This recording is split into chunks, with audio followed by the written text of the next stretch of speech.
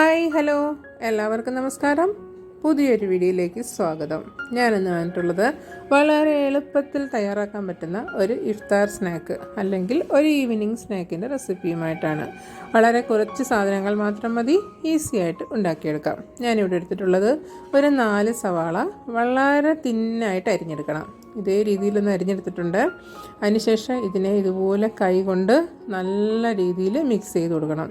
അപ്പോൾ നമ്മൾ അരിഞ്ഞതിനകത്തുനിന്ന് സവാളയെല്ലാം ഓരോരോ ഇതളായിട്ട് മാറ്റി കിട്ടും. ഒരു 2-3 മിനിറ്റോളം നമ്മളിങ്ങനെ നന്നായി ഞെരടി കൊടുക്കണം. അപ്പോൾ ഇതിനകത്തുനിന്ന് ഇങ്ങനെ വെള്ളമൊക്കെ ഇറങ്ങാൻ തുടങ്ങും. വേറെ പ്രത്യേകിച്ച് വെള്ളമൊന്നും നമ്മളിത് ചേർക്കുന്നില്ല. അങ്ങനെ ഒന്ന് ഞെരടിയതിന് ശേഷം പിന്നെ ചേർക്കേണ്ടുന്നത് ഒരു മുട്ടയും നമ്മൾ പൊട്ടിച്ചൊഴിച്ചു. അതിനുശേഷം പിന്നീട് കുറച്ച് മസാലകളുണ്ട്. ഇത് ഇഞ്ചിയും വെളുത്തുള്ളിയും കൂടെ പൊടിയായിട്ട് അരിഞ്ഞത് 1 ടേബിൾ സ്പൂണിന് വേണ്ടിയിട്ടുണ്ട്. അതിനുശേഷം ആവശ്യത്തിനുള്ള ഉപ്പ്, ഒരു 1/2 ടീസ്പൂണിന് വേണ്ടി ജീരകം, 1/2 ടീസ്പൂണിന് വേണ്ടി പെരിഞ്ജീരകം, അതുപോലെ നമ്മുടെ എരിക്ക് ആവശ്യത്തിനുള്ള മുളക് പൊടി, ഒരല്പം മഞ്ഞൾപ്പൊടി, പിന്നെ മല്ലിയില ഉണ്ട് എന്നുണ്ടെങ്കിൽ ഒരല്പം മല്ലിയില.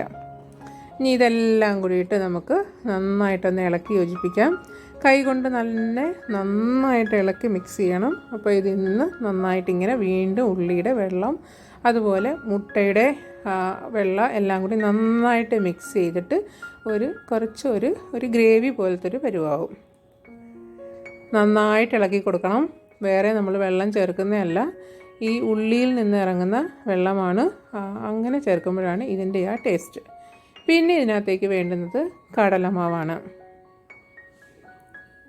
ഞാനിവിടെ ഒരു 2 കപ്പ് അളവിന് കടലമാവ് ഇട്ട് കൊടുത്തിട്ടുണ്ട്.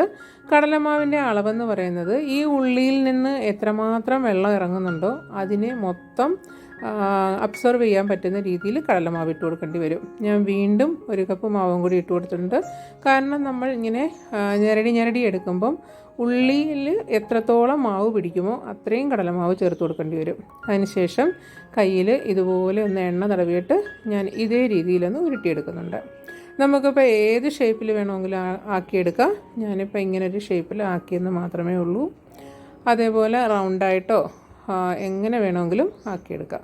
അപ്പോൾ ഞാൻ ഇതേ രീതിയിലൊന്ന് ആക്കിയെടുത്തിട്ടുണ്ട്. ഇനി ഇതിനെയെല്ലാം ഇങ്ങനെ ഒന്ന് റെഡിയാക്കി വെച്ചതിന് ശേഷം നമുക്ക് ഫ്രൈ ചെയ്തെടുക്കാം.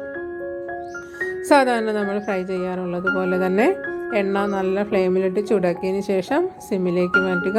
അല്ലെങ്കിൽ ഇത് പെട്ടെന്ന് തന്നെ അങ്ങ് മൂത്ത് കരിഞ്ഞു പോവും. അപ്പോൾ ഇതിൻ്റെ ഉള്ളെല്ലാം ഒന്ന് വേവാനായിട്ട് ഫ്ലെയിം കുറച്ചിട്ട് നന്നായിട്ട് തിരിച്ചും മറിച്ചും ഒക്കെ ഇട്ട് നന്നായിട്ട് മൂപ്പിച്ചെടുക്കാം. അപ്പോൾ ഇത്രയേ ഉള്ളൂ.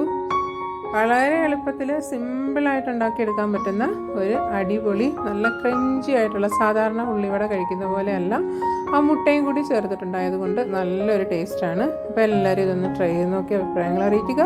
വീഡിയോ ഇഷ്ടപ്പെട്ടെങ്കിൽ ലൈക്ക് ചെയ്യുക. ഇഷ്ടപ്പെട്ടിട്ടുണ്ടെങ്കിൽ കൂട്ടുകാർക്കും ഫാമിലിക്കും എല്ലാം ഒന്ന് ഷെയർ ചെയ്തെടുക്കുക. സബ്സ്ക്രൈബ് ചെയ്തിട്ടില്ലെങ്കിൽ സബ്സ്ക്രൈബ് ചെയ്യുക. അടുത്ത ഒരു പുതിയ വീഡിയോയുമായിട്ട് നമുക്കുടനെ തന്നെ കാണാം. Thank you for watching and supporting.